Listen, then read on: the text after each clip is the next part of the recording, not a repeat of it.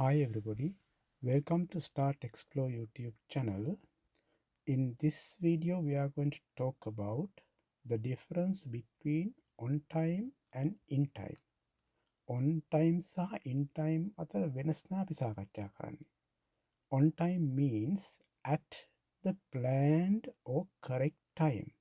On time කියන්නේ හරියටම plan කරපු වෙලාවක් නැත්නම් හරියටම වෙලාවට කියන එක. Examples: the train arrived on time. Please come on time for the meeting.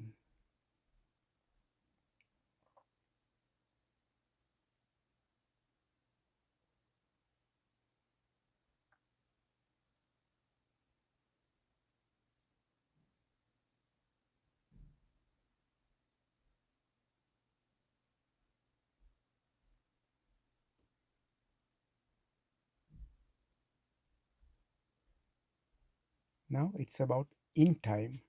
In time means early enough or before it's too late. ඒ කියන්නේ කල් වේලා ඇතිව කියන එක. ප්‍රමාද වෙන්නේ නැතුව. Examples: we reached the hospital in time to see the doctor. He got home in time for dinner.